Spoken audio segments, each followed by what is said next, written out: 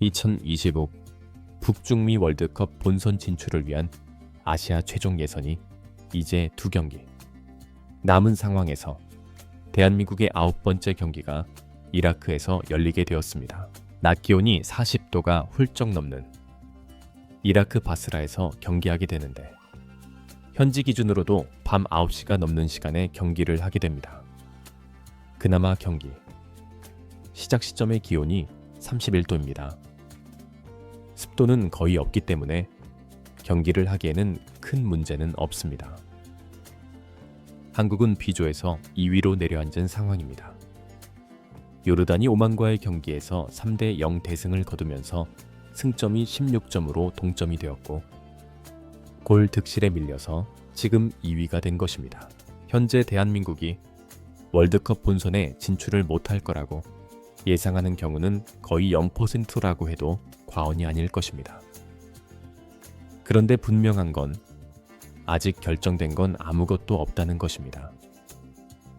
이라크와의 경기에서 패배한다면 승점을 쌓지를 못하게 되고 마지막 10번째 경기인 쿠웨이트와의 경기에서마저 패배를 해버린다면 3위로 플레이오프까지 치러야 하는 끔찍한 사건이 일어나게 됩니다.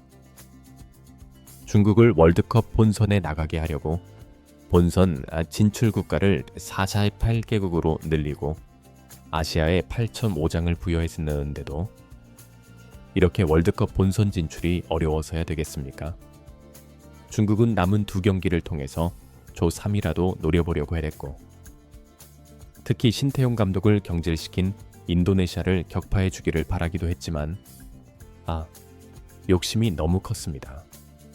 중국은 인도네시아전에서마저 패배하면서 본선 진출 실패가 확정되었습니다. 네, 바이바이. 일본은 이미 확정이 된 상황입니다. 한국이 무패를 기록하고도 2위인 이유는 팔레스타인 같은 팀을 한 번도 이기지 못했기 때문에 벌어진 사태입니다. 정말 황당하죠? 특히 3월에 치러졌던 2경기를 모두 비긴 것도 문제였습니다. 한국은 이라크와의 경기에서 무승부만 거둬도 본선 진출 확정이 됩니다. 그런데 한국이 이라크 원정에서 성적이 좋지를 못합니다. 거기다 손흥민이 아예 명단 제외가 되어 있었습니다. 홍명보 감독이 무리시키지 않겠다고 했었지만 아예 명단 제외가 될 줄은 전혀 예상 못했는데요. 손흥민의 발 상태가 확실히 문제가 있었고 아직도 회복이 되지 못했던 거였습니다. 회복이 되기 전에 무리한 출전을 했던 게 화근이 되었던 것 같습니다. 하지만 또 생각해보면 소속팀의 결승전을 위해서 무리할 수밖에 없었다는 것도 이해해야죠. 손흥민은 부상이지만 그래도 팀에 합류하면서 캡틴으로서의 책임을 다하고 있었습니다. 한국은 조현우 골키퍼, 서령우, 조유민, 권경원, 이태석, 박용우, 황인범, 이재성, 이강인, 오세훈, 황희찬이 선발 출전하게 되었습니다. 한국은 손흥민뿐만 아니라 김민재까지 출전할 수 없다는 것도 매우 아쉬운 상황이죠.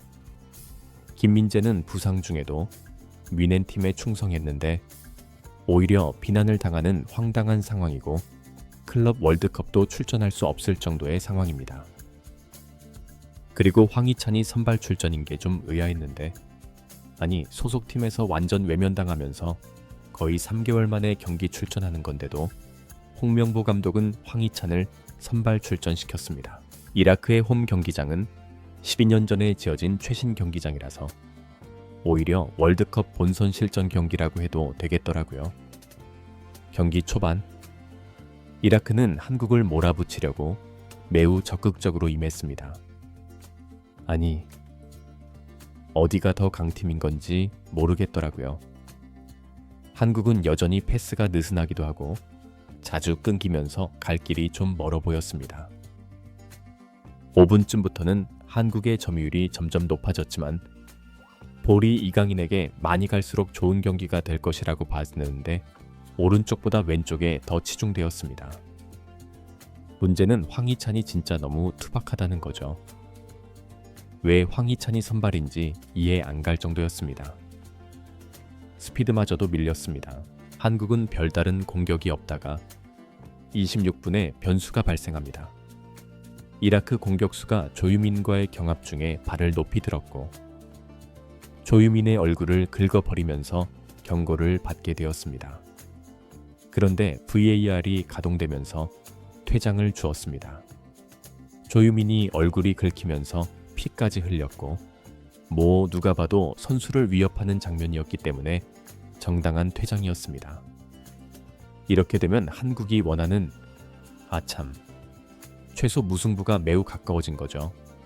한국은 무승부만 거둬도 본선 진출 확정입니다. 이라크로서는 이 경기 못 이긴다고 해서 비참할 것도 없습니다. 플레이오프로 개고생 심하게 해서 40년 만에 월드컵 본선에 진출도 가능할 수 있는 저력 있는 팀입니다.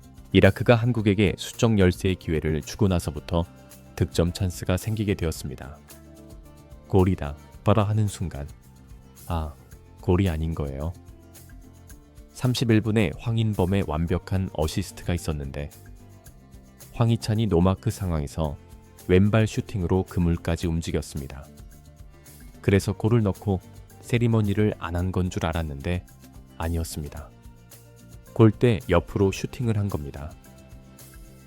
36분에는 프리킥 상황에서 이강인의 가마차는 크로스가 완벽하게 배달이 되었고 국대 헤더 에이스 이재성에게 찬스가 왔는데 골대를 맞고 튕겨져 나와 버렸습니다. 정말 아쉬웠죠.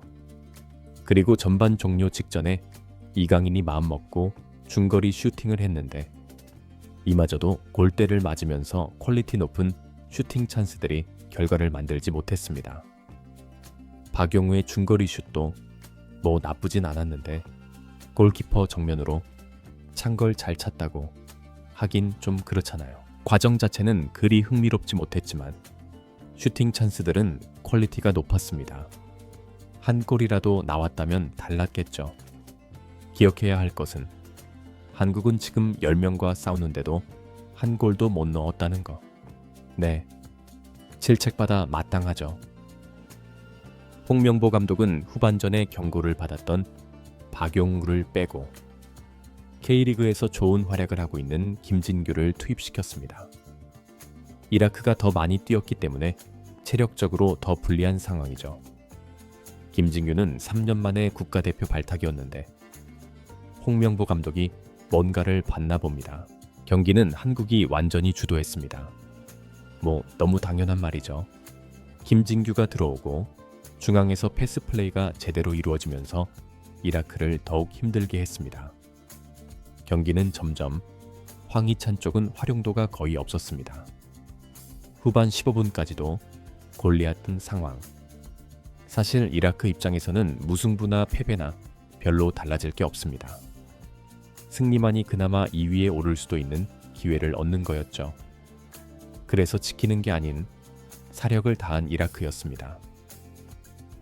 홍명보 감독은 후반 15분에 선수들을 교체 절차더신이다. 황희찬과 오세훈을 빼고 문선민과 오형유를 투입시켰습니다. 얼마 안 돼 한국에게 기회가 왔는데 황인범의 슈팅이 골키퍼의 선방에 막혔고 세컨드 볼 상황에서 오형유도 욕심을 내서 슈팅을 시도했습니다.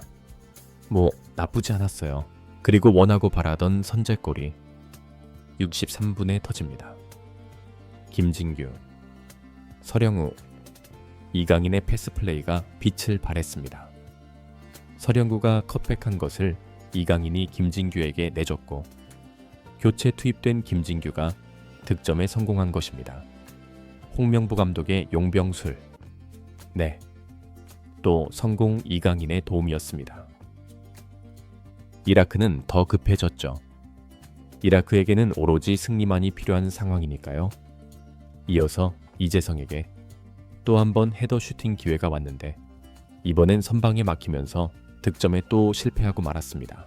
기온이 매우 높은 만큼 선수들이 지칠 수밖에 없죠. 김진규의 활약은 계속 돋보였습니다. 박용우 없어도 되겠던데요. 네, 보석을 찾은 느낌이었습니다. 김진규의 시야 좋은 패스로 황인범이 박스 안에서 골 찬스가 왔는데 너무 강하게 차려다가 높이 뜨고 말았습니다. 82분 한국의 두 번째 골이 터집니다. 황인범이 중앙에서 페에노르트의 에이스다운 능력을 유감없이 발휘하는 턴과 함께 곧바로 스루 패스를 연결했고 이를 교체로 투입된 오영유가 마무리 지으며 쐐기골을 터뜨렸습니다. 2대0 상대 퇴장이 있었지만 어쨌든 2대0 한국의 11회 연속 월드컵 본선 진출이 확정되었습니다. 이렇게 되면 최종전은 그냥 편안하게 보면 되겠네요. 이라크 팬들의 응원이 매우 격하다 보니까 괜히 겁이 나더라고요. 이라크 팬들은 열받은 상황인데 이라크 한 팬이 경기장에 난입해서 경기까지 끊어먹고 관중들이 노려보는데 그 친구 진짜 매장당할 수 있겠더라고요.